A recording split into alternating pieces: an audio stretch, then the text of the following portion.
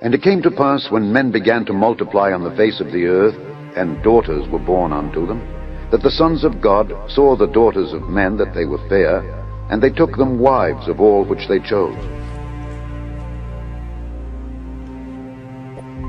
There were giants in the earth in those days, and also after that, when the sons of God came in unto the daughters of men, and they bare children to them, the same became mighty men, which were of old, men of renown.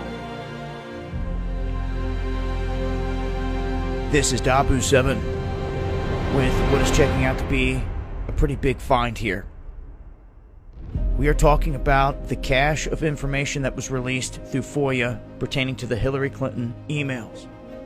In it, there was talk of Nephilim and Gilgamesh being discovered in this.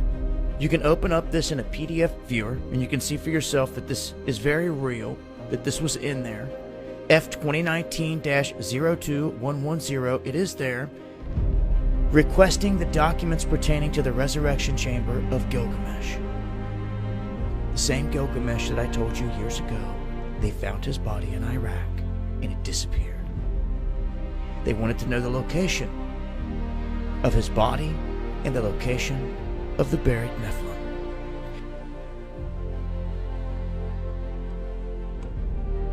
Now you can see here it says this is from Denitra Senegar.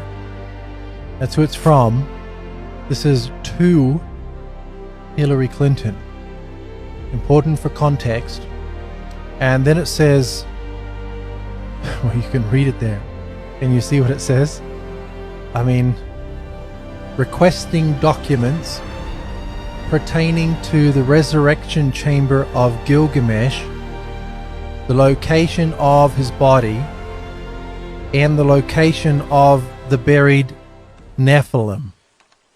We had the opportunity in 2003 to test one of the oldest stories, if not the oldest story, of human civilization, and it's the Epic of Gilgamesh.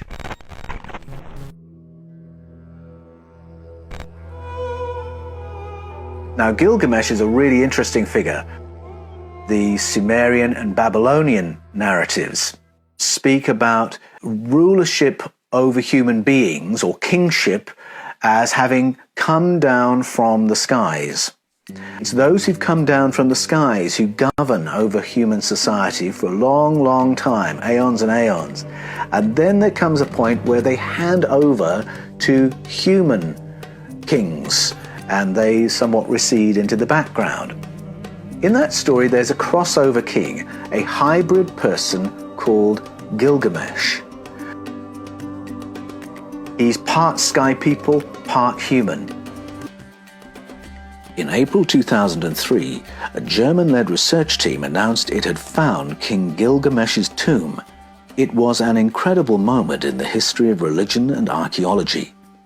Not much more than a month after the first US invasion of Iraq under George H.W. Bush, a research team led by Jörg Fassbinder of the Bavarian Department of Historical Monuments in Munich announced the incredible discovery they had made. With scarcely contained excitement, Fassbinder spoke to the BBC and said, "The most surprising thing was that we found structures already described by the Epic of Gilgamesh. We covered more than 100 hectares.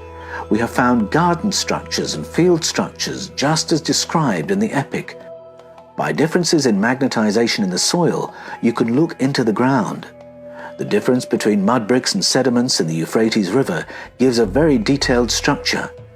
I don't want to say definitively that it was the grave of King Gilgamesh, but it looks very similar to that described in the Epic. We found, just outside the city, in the middle of the former Euphrates River, the remains of such a building as could be interpreted as a burial place." What an outstanding opportunity to test the relationship of those mythologies against scientific fact. We could DNA test the remains of that person in the tomb marked Gilgamesh. Potentially, it was one of the most significant archaeological finds in history. Once the find had been located and cordoned off, the First Iraq War ended within a matter of days. Invasion which toppled Hussein Astonishing discoveries were being made in Iraq, culminating in one of the most extraordinary claims anywhere for centuries, a claim which American forces have been strongly accused of confiscating, subsequently becoming the prime suspect as the driving force behind a complete suppression of these astonishing discoveries within the country. In April of 2003, Jörg Fassbinder of the Bavarian Department of Historical Monuments in Munich told the BBC's World Services Science and Action program, quote, "I don't want to say definitively that it was the grave of King Gilgamesh, but it looks very similar to that described in the epic. We found just outside the city, an area in the middle of the former Euphrates River, the remains of such a building which could be interpreted as a burial," Mr. Fassbinder said. In the book, Gilgamesh is described as having been buried under the Euphrates. He said the amazing discovery of the ancient city under the Iraqi desert had been made possible by modern technology. The most surprising thing was that we found structures already described by Gilgamesh, Mr. Fassbinder stated. We covered more than 100 hectares. We found garden structures and field structures as described in the epic, and we found Babylonian houses. Here, predictably, is where the story goes silent. Due to conflict within the country, it was largely believed the excavations had been halted. However, it seems that the discovery of King Gilgamesh may not have been made in isolation. This footage was supposedly leaked to numerous places across the internet and has largely been put down as authentic footage of the find. Shortly after this was taken, reports state that American forces moved in and seized the find. He was the fifth king of Uruk, and his power was so mighty, many believe that the stories surrounding him are just myths that were built around his seemingly superhuman strength and endurance. However, serious scholars concluded that the story of Gilgamesh was nothing more than a fairy tale due to the astonishing story. Gilgamesh sets out on a quest to find the meaning of life and, finally, some way of defeating death. In doing so, he becomes the first epic hero in world literature. The grief of Gilgamesh and the questions his friend's death evoke resonate with every human being who has wrestled with the meaning of life in the face of death. Is this leaked footage of the tomb of Gilgamesh? So, we pick up in Genesis, right? He confounds the languages. Now, if you look through lots of ancient Hebrew literature, you'll see that they believe that there were 70 different languages that came out of the Tower of Babel. 70 different nations. I believe Hebrew was the original language, the language of God, and I believe through Abraham, the language of Hebrew was retained. And then you got 69 other people groups speaking 69 other languages. And then you have all these people going off with different languages, 69 different languages, talking about the same guy who was their former leader, but now his character becomes known by a number of different names through different cultures. These are just a few. Gilgamesh, Baal, Melkart, Adonis, Dumuzi, Dionysus, Bacchus, Mithra, Orion, Apollo, Tammuz, Osiris. You know, you start seeing characteristics of these gods, and many of them are almost identical. And you start saying, well, they're too similar to not be the same, and even in the way they're depicted often. Imagine the startling proposition that the Nephilim, the giants, the mighty men of old, the gods and children of the Watchers, could somehow rise up, could somehow be reconstituted inside of a body. And of course, I've discussed with you before my theory that one of the greatest legends in history could be a record of that having actually happened. And I'm referring to Nimrod, who some scholars also identify as Gilgamesh of Sumerian fame, Apollo of Greek fame, Osiris of Egyptian fame. And this Gilgamesh was a giant who a lot of people didn't even believe was anything more than myth until his grave marker was found a few years back.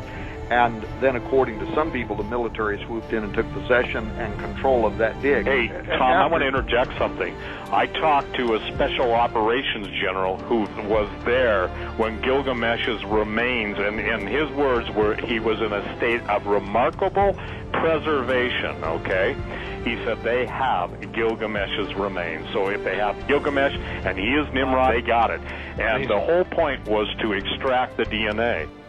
So, flash forward a few years later, the tomb of Gilgamesh was found in April of 2003. And in this case, there was a body. And it was a very large body.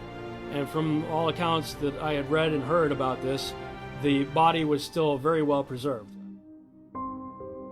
Wherefore, if they shall say unto you, Behold, he is in the desert, go not forth. Behold, he is in the secret chambers, believe it not. For as the lightning cometh out of the east, and shineth even unto the west, so shall also the coming of the Son of Man be. For wheresoever the carcass is, there will the eagles be gathered together. In desert or secret chambers. This, I believe, is the home run scripture. This is where Yeshua himself says, then if talking about Antichrist in the last days in Matthew 24, then if anyone says to you, look, here is the Christ, or there, do not believe it. For false Christs and false prophets will rise and show great signs and wonders to deceive, if possible, even the elect. See, I have told you beforehand. Therefore, if they say to you, look, he is in the desert, do not go out. Or look, he is in the secret chambers, do not believe it. For as the lightning comes from the east and flashes to the west, so also will the coming of the Son of Man be. For wherever the carcass is, there the eagles shall be gathered together. They found a moat of water.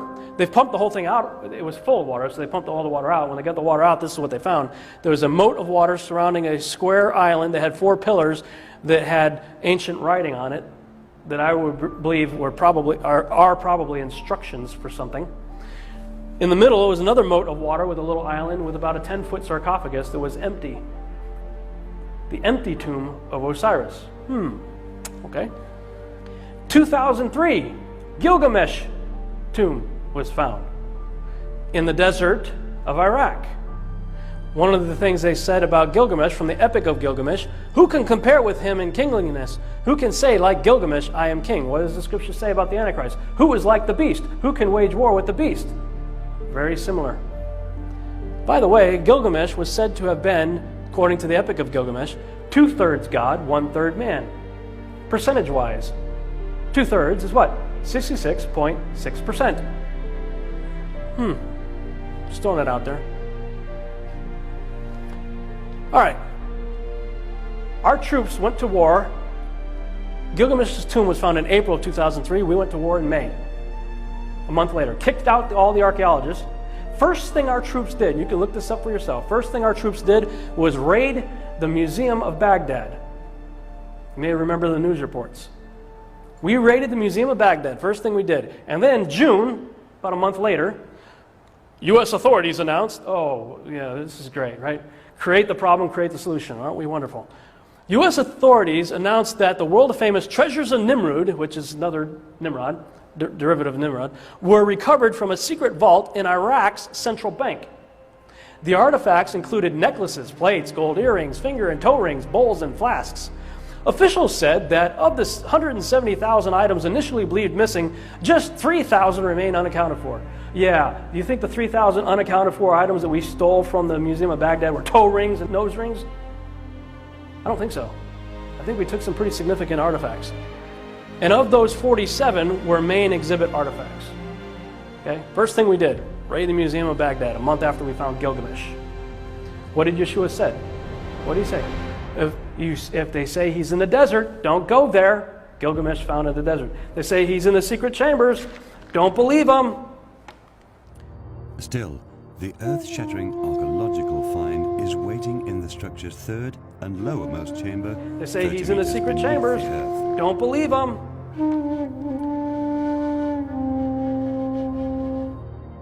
What experts had written off as a mere invention of the Greek historian Herodotus now reveals itself to be 100% real.